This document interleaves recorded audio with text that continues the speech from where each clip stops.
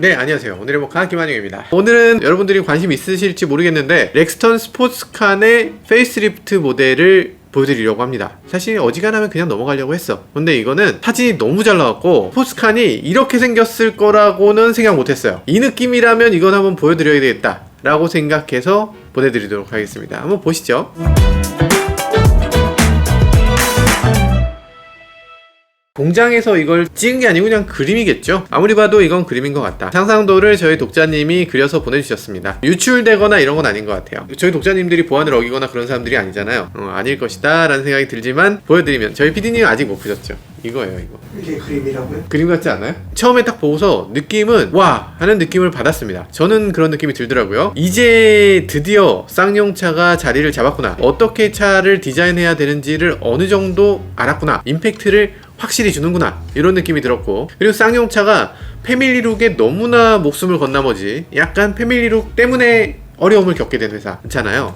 그러다 보니까 이번에는 더 이상 패밀리룩을 지키지 않겠다. 그냥 각자 자기 노선을 걷도록 하겠다. 이런 모습으로 보입니다. 그래서 독자적인 디자인을 했는데 일단 그릴 부분이 굉장히 과격해요. 렉스턴 스포츠칸 이전 사진을 보면은 이게 얼마나 큰 변화고 얼마나 고마운 변화인지 아실 수 있을 거예요. 기존 렉스턴 스포츠칸은 차는 이만한데 그릴이 되게 어색했잖아요. 그릴이 헤드램프하고 경계가 분명하게 느껴졌고, 그러다 보니까 왜 차가 이렇게 큰데 작아 보이지? 이렇게 옹색해 보이나? 이런 느낌이 들었던 그런 그릴이었다면 이제 시원시원하게 차체 앞부분 전체를 그냥 그릴로 쓸 거야 라는 느낌이기도 하고 괜찮아요. 일단 나쁘지 않다. 그리고 과감하다는 게 무엇보다 칭찬할 만한 것 같습니다. 기존까지 렉스턴은 뭔가 과감하긴 했는데 뭐 아니면 도다식으로 이렇게 변화를 주진 못했었거든요. 지금 이건 약간 미래의 자동차라고 해도 손색이 없는 그런 디자인인 것 같아요. 지금 또 검정색이니까 그렇지 약간 은색 계통이면 이 그릴하고 이게 한 덩어리로 보여서 더 멋있게 보일 것 같기도 합니다. 가장 중요한 점은 이게 어쨌든 페이스리프트잖아요. 그러니까 많이 바꿀 수가 없었을 텐데 그러다 보니 보닛은 그대로 씁니다. 보닛을 그대로 쓰니까 보닛이 조금 더 내려왔으면 좋겠는데 조금 아쉬워요. 헤드램프 디자인도 이 이유를 설명하기는 어렵지만 어쨌든 윗부분은 그대로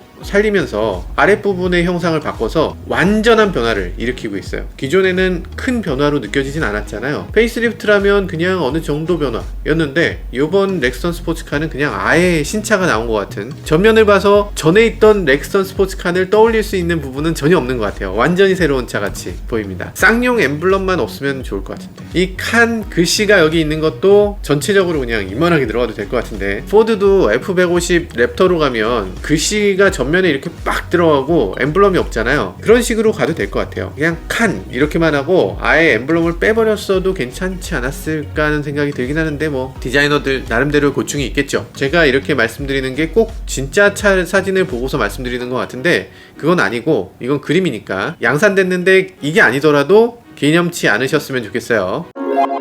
그 외에도 여러가지 사진들이 나왔네요. 그렇게까지 큰 변화로 보여지진 않아요. 일단 기본적으로 차체가 너무 높아서 디자인을 어지간히 해서는 이 높은 껑충한 느낌을 사라지게 할 수가 없거든요. 그래서 그릴을 조금 더 아래까지 이렇게 끌어내린 건데 이렇게 끌어내리고 나니까 그래도 전보다 훨씬 더 안정감 있게 느껴지네요.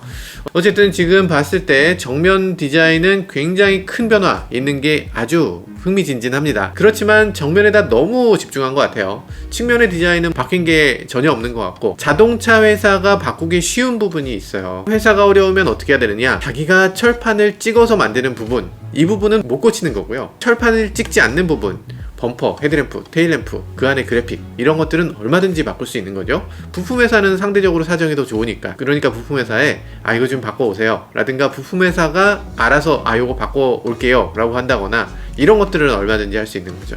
그래서 상대적으로 이 렉스턴 스포츠카는 플라스틱으로 된 부분은 다 바꿨다 라고 보시면 되고요. 플라스틱이 아니라 철로 돼야 되는 부분, 측면, 후면 이런 건 바꾸기가 너무 어려웠다 이렇게 보시면 될 것 같습니다. 그리고 후면도 보면 양쪽에 테일램프가 이렇게 있는데 이 테일램프 디자인의 안쪽에 있는 그래픽은 바뀌어요. 근데 테두리는 다 철이기 때문에 그 철로 된 부분은 바꿀 수가 없는 거죠. 그런 게 좀 아쉬운 부분이고요. 그렇지만 그래도 다행인 건 플라스틱으로 가니쉬를 더 붙여서 약간 테일게이트의 디자인을 조금 바꿨다. 이런 부분이 좀 장점이라고 볼 수 있겠습니다. 렉스턴 스포츠칸 외관에서는 많이 바뀌었는데 실내는 또 어떤 식으로 바뀌었을지 그것도 굉장히 궁금해집니다. 실내 사진 혹시 나오게 되면 누구보다도 빨리 보내드리도록 할게요. 그리고 렉스턴 스포츠칸 오너분들한테 여쭤보니까 굉장히 만족감이 높다고 해요. 그냥 렉스턴 스포츠도 뭐 만족감이 높지만 이 칸 같은 경우는 트럭 베이가 넓은 게 필요한 사람들이 주로 타잖아요. 근데 그 넉넉함을 충분하게 주기 때문에 만족감이 굉장히 크고 다른 차로는 절대 대처할 수 없는 그런 아주 독특한 지점이 있더라고요. 그래서 렉스턴 스포츠칸 전장만 놓고 봤을 때도 승용 화물차 중에서 가장 짐을 많이 실을 수 있고, 그리고 여기에 세금 혜택이라든지 비용 처리라든지 이런 것들 때문에 자영업자분들은 아마 한 번씩 다 고려했던 자동차 아닌가 싶기도 합니다. 기본적으로 렉스턴 스포츠칸은 트럭 베이가 700kg까지 적재가 가능해요. 그리고 트럭 베이 길이가 1.6m가 넘어요. 폭도 1.6m 조금 덜 됩니다. 그래서 트럭 베이 자체가 그냥 어지간한 텐트만 해요. 뒤쪽에 있는 테일게이트를 펼치면 침대가 그냥 들어가서 거기서 그냥 침대 놓고 잘 수 있는 정도 크기, 그 정도의 크기를 갖고 있어요. 야, 이 정도 트럭 크기면은 그냥 포터 안 사고 이거 사도 되겠다, 이런 생각이 드는 거죠. 많은 분들이 포터를 사는 거는 너무 짐차잖아. 그래서 너무 짐차로 안 가고 뭐 인테리어 사업이라든지 뭐 이런 사업 하시는 분들이 이런 차를 많이 선호하는 것 같습니다. 네, 출시 시점은 3월달로 예상되고 있어요. 다다음 달이니까 금방 볼 수 있겠죠. 그런데 지금 쌍용차가 과연 그때 잘 출시할 수 있을까, 뭐 이런 우려도 살짝 있고요. 이제는 빨리 나와줘야 되는데 더 늦으면 안 돼요. 올해는 또 코란도 전기차도 나오잖아요. 뭐 그런 것들도 차차 나오게 될 텐데, 이런 디자인이 진작에 나왔으면 사실 쌍용차가 지금처럼 힘들진 않을 것 같은데, 지금 약간 늦은 감은 있지만 좀 빠르게 캐치업해서 쌍용차 빠르게 정상화되길 바라겠습니다. 가장 중요한 건 가격일 텐데요. 가격이 도대체 얼마일까? 렉스턴 스포츠칸의 가격은 2,800만원부터 3,700만원까지입니다. 2,800만원? 잠깐, 이렇게 트럭이면서 4륜구동이면서 뭐 온갖 거를 다 갖추고 있는 이런 자동차가 일단 크기 대비 가격으로 따지면 우리나라 최고예요. 정말 저렴한 자동차인 거죠. 아, 포터가 있구나. 포터하고는 누구하고도 붙일 수가 없어요. 포터는 1,675만원부터야. 모닝이나 이런 차하고 붙어야 돼요, 포터는. 근데 렉스턴 스포츠칸이 가장 최고 트림으로 가게 되면 3,700만원이잖아요. 가만, 거기다가 조금만 더 올리면 콜로라도를 살 수 있는 가격이 되는데, 거기서 조금만 더 보태면 요번에 새로 나오는 포드 레인저가 돼요. 포드 레인저는 게다가 랩터로도 나올 텐데, 야, 포드 랩터를 하나 살 수 있는 건가? 네, 렉스턴 스포츠칸이 나온다고 하니까 많은 분들이 또 우려하시는 분들이 계세요. 야, 산타크루즈가 국내에 나올 것 같은데 산타크루즈랑 나오면 무슨 판판이 발리는 거 아니냐, 이런 얘기 하시는데 그렇지 않습니다. 왜냐면 산타크루즈는 화물칸이 분리되어 있는 게 아니잖아요. 화물차가 아니라 그냥 승용차예요. 승용차인데 뒤에 화물을 실을 수 있는 승용차다, 이렇게 보는 게 맞고요. 일단 유니바디입니다. 그러니까 흔히 모노코크라고 말하는 그런 형상이에요. 그러다 보니까 험로를 간다거나 많은 짐을 실른다거나 이런데 조금 부족한 부분이 없겠지만 느낌상 프레임바디여야지, 이렇게 생각하는 분들이 분명히 계실 것 같아요. 그래서 아마 직접적인 경쟁 구도는 되지 않을 것 같고요. 당연히 화물이라면, 그리고 넓은 짐칸이라면 이쪽이지, 이렇게 생각하실 것 같습니다. 뭐 일단 부가세 환급, 그리고 세금 할인, 그리고 전액 비용 처리, 네, 이것도 어마어마하기 때문에 아마 자영업 하시는 분들은 누구도 이 산타크루즈로 쉽게 넘어가지 못할 것 같아요.